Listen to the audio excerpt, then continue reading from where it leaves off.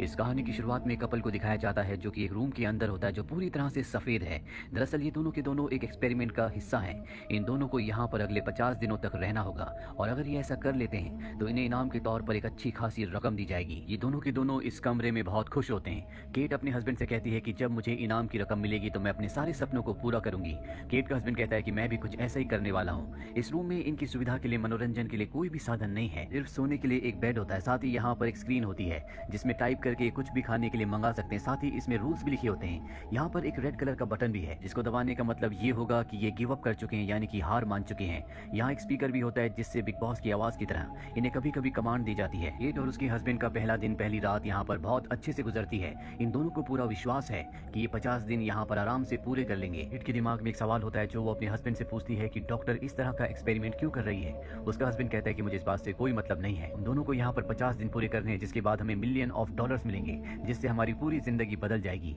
Cat यहाँ पर balance life जीने की कोशिश कर रही होती है। वो योगा करती है और हर काम को टाइम पर करती है, जबकि उसका हस्बैंड ज्यादातर घड़ी को ही देखता रहता है जो कि रिवर्स काउंट में चल रही होती है, यानी कि जब इनके दिन पूरे हो जाएंगे तो घड़ी से इन्हें पता चल जाएगा। साथ ही वो यहाँ पर अपने दिमाग में अजीब अजीब सी चीजों को सोच रहा होता है, जैसे इस कमरे का, इस पूरे घर का रंग पूरी तरह से सफेद क्यों है।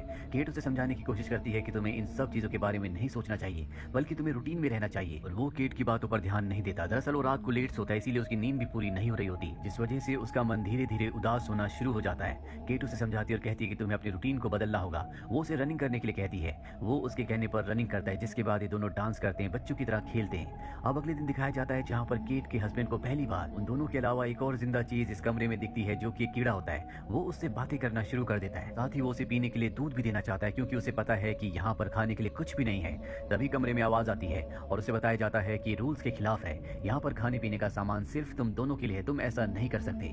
अब वो कहता है कि अगर मैं ऐसा नहीं कर सकता तो मैं लाल बटन दबा रहा हूँ और ये हम दोनों के लिए नहीं होगा बल्कि इस कीड़े के लिए होगा क्योंकि ये यहाँ पर भूख से मर जाएगा।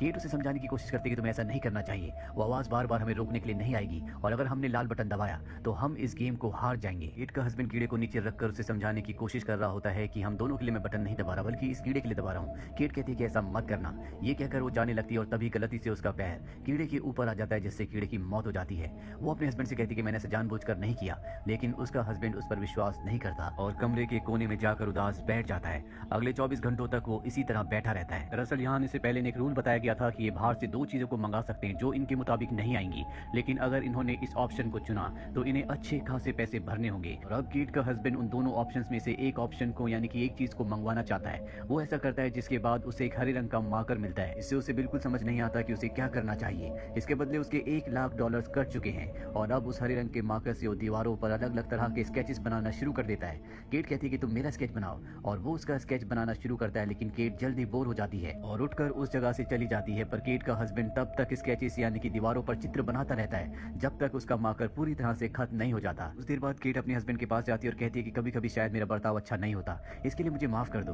उसका हस्बैंड भी समझता है कि यहाँ पर रहना बहुत ही तनावपूर्ण है और ये दोनों एक दूसरे को माफ कर देते हैं। अब इन्हें यहाँ पर आज पूरे 40 दिन हो चुके हैं और अब इन्हें मात्र 10 दिन और इस जगह पर बिताने हैं जिसके बदले इन्हें अच्छे खासे पैसे मिलेंगे। अगली सुबह जब ये वॉशरूम में देखते हैं तो वहाँ पर एक गन होती है जो देखकर ये हैरान हो जाते हैं। इन्हें समझ नहीं आता कि ये गन यहाँ पर किसने रखी, इसीलिए इस गन को ये बेड के नीचे डाल देते हैं। साथ ही अब यहाँ पर इन्होंने कई दिन अच्छे से बिताए हैं, इसीलिए इनकी फैमिली से जो इन्हें वीडियो मैसेजेस भेजे गए होते हैं इन दोनों को दिखाए जाते हैं, जहाँ पर केट के हस्बैंड की बहन बताती है कि वो घर पर सब ठीक है। केट का हस्बैंड कहता है कि मैं तुम सबको बहुत मिस करता हूँ। इसके बाद केट के फादर की वीडियो दिखाई जाती है जिसमें उसके फादर कहते हैं कि अब मैं सड़क पर नहीं बल्कि घर पर रहता हूँ। केट इस वीडियो को नहीं देखना चाहती, वो कहती है कि इस वीडियो को बंद करो और वहाँ से चली जाती है। रात को दोनों के दोनों सो जाते हैं। सुबह केट का हस्बैंड तो उठ जाता है पर केट नहीं उठती क्योंकि उसने बहुत ज्यादा टेंशन ली होती है। इस वजह से वो दिमागी तौर पर डिप्रेस हो चुकी है। केट अगली सुबह अपने हस्बैंड को बताती है कि मैं अपने पिता से कभी बात नहीं करना चाहती, उन्हें कभी नहीं देखना चाहती क्योंकि वो बहुत ज्यादा शराब पीते थे। उन्होंने कभी मेरे स्कूल की कॉलेज की फीस नहीं भरी और एक यही कारण था कि मैंने कभी तुम्हें उनके बारे में नहीं बताया। केट का हस्बैंड इस बात पर ज्यादा रिएक्ट नहीं करता और उसका दिल बहलाने की, उसे खुश करने की काफी कोशिश करता है, लेकिन केट को इस बात से कोई फर्क नहीं पड़ता।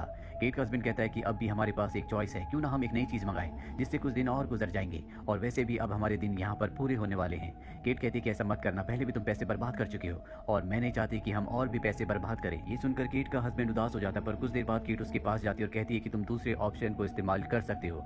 अब वो दूसरा ऑप्शन भी क्लिक कर देता है, जिसके बाद दरवाजा खुलता है और वहाँ पर एक लड़की आती है जो कि बहुत ही सुंदर होती है। उसने कपड़े नहीं पहने होते। केट का हस्बैंड कहता है कि तुम यहाँ पर क्या कर रही हो। वो कहती है कि मुझे नहीं पता, मुझे यहाँ पर तुम्हारे साथ मात्र 24 घंटे बिताने हैं जिसके बदले मुझे अच्छे खासे पैसे मिले हैं। केट अपने हस्बैंड से कहती है कि तुम इसे अपनी टी शर्ट दे दो, जिसके बाद केट का हस्बैंड उसे अपनी टी शर्ट दे देता है। यहाँ पर वो लड़की जब केट के हस्बैंड की दीवार पर चित्र देखती है तो उसकी तारीफ करती है, तो सुनकर केट को बिल्कुल अच्छा नहीं लगता। रात को केट का हस्बैंड केट को और उस लड़की को बेड पर सुला देता है और खुद नीचे सोता है, पर वो लड़की उसके पास आती है और उसके साथ अजीब अजीब सी हरकतें करना शुरू कर देती है। इसके बाद केट अपने हस्बैंड को बेड पर सुलाती है और अपने हस्बैंड और उस लड़की के बीच में सो जाती है। अगली सुबह दिखाया जाता है कि केट जब अपने हस्बैंड के साथ बैठी होती है तो लड़की वहां पर आती है और गोल गोल घूमकर डांस करना शुरू कर देती है। केट भी ऐसे ही करती है, जिससे केट के हस्बैंड को बहुत अच्छा लगता है और वो अपने ख्यालों की दुनिया में खो जाता है, जहां पर उसे हर तरफ सफेद की जगह काला रंग दिखना शुरू हो जाता है। उसे लगता है कि पानी में डूब रहा है और तभी वो अपने छोटे भाई के बचपन का रूप देखता है जो उसके साथ पानी में डूबना शुरू हो जाता है। इस बात से वो पूरी तरह से घबरा जाता है और वो अपना आपा खो देता है। केट और वो लड़की उसके पास आती है। केट अपने हस्बैंड को होश में लाती है, लेकिन अब भी वो बहुत ज्यादा डरा हुआ होता है। केट अपने हस्बैंड को सुला देती है, जिसके बाद केट उस लड़की से बातें करती है। कुछ देर बाद जब केट का हस्बैंड होश में आता है तो वो देखता है कि वहां पर केट नहीं है, वो वॉशरूम में होती है और तब वो उस लड़की के पास जाता है जहां पर ये दोनों की दोनों बातें करना शुरू कर देते हैं, जहां ये एक दूसरे को अपनी जिंदगी के दुख, अपनी जिंदगी के दर्द को शेयर कर रहे होते हैं, जिससे केट का हस्बैंड इमोशनल हो जाता है। वो लड़की उसे संभालने के लिए, उसे कंसोल करने के लिए उसका हाथ पकड़ लेती है और तभी केट वहां पर आ जाती है, जो इन दोनों को एक दूसरे का हाथ पकड़े हुए देख लेती है। केट को पहले भी इस लड़की से परेशानी थी और ये देखने के बाद उसका गुस्सा और भी बढ़ जाता है। इसके बाद इन दोनों के बीच में आर्ग्यूमेंट्स होना शुरू हो जाते हैं। केट का हस्बैंड माइक इन दोनों को चुप रहने के लिए कहता है। रात को सबके सब सो जाते हैं। अगली सुबह केट और उसका हस्बैंड जब उठते हैं तो देखते हैं कि वो लड़की यहाँ से जा चुकी है। जाने से पहले उसने माइक के लिए दीवार पर एक मैसेज लिखा होता है कि आज से पहले कभी किसी ने मुझसे इतना प्यार नहीं किया जितना प्यार तुमने किया। देखकर केट को बहुत गुस्सा आता है। वो अपने हस्बैंड से कहती है कि तुम हमेशा मुझे धोखा दे रहे थे, तुम कभी मुझसे प्यार नहीं करते थे। उसका हस्बैंड कहता है कि इस सब कुछ जानबूझकर किया गया है, ये शायद इस गेम का एक रूल है कि वो हम दोनों को आपस में लड़वाना चाहते हैं। पर केट उसकी बात नहीं मानती और उसे धक्का देती है, जिससे वो टकरा कर गिर जाता है। केट के हस्बैंड को बहुत गुस्सा आता है। वो कहता है कि मैंने तुम्हें कभी धोखा नहीं दिया, उस वक्त भी नहीं जब तुम कुछ दिनों के लिए शहर में नहीं थी। मैंने अपने दोस्तों को छोड़ दिया ताकि मैं तुम्हें टाइम दे सकूं, मैंने अपनी पढ़ाई छोड़ दी ताकि मैं पैसे कमा सकूं, और इतना सब करने के बाद आज तुम मुझ पर शक कर रही हो।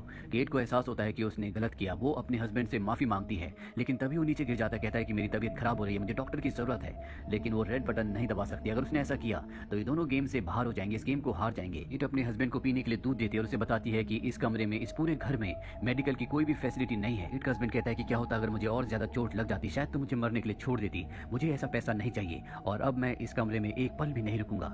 वो खड़ा होकर रेड बटन दबाने के लिए जाने लगता है, पर तभी केट गन उठा लेती है और उसे गन पॉइंट पर ले लेती है। वो अपने हस्बैंड से कहती है कि अगर तुम बाहर गए तो मैं तुम्हें गोली मार दूंगी, लेकिन उसका हस्बैंड उसकी बात नहीं मानता। वो रेड बटन दबा देता और यहाँ से बाहर चला जाता है, जिसके बाद केट इस कमरे में अब अकेली रह चुकी है। अगली सुबह जब वो उठती है तो उसे यहाँ पर बिल्कुल अच्छा नहीं लग रहा होता। उसे पूरा का पूरा एक कमरा काटने को आ रहा होता है। वो अपने हस्बैंड के स्केचेस को दीवार पर देखती है, जिससे वो उसे याद करना शुरू कर देती है और उसे अपनी गलती का एहसास है। उसे इस गेम को जीतने के लिए मात्र 2 और दिन यहाँ पर बिताने, उसे 48 दिन यहाँ पर हो चुके हैं, लेकिन अब वो यहाँ पर एक पल भी नहीं रहना चाहती।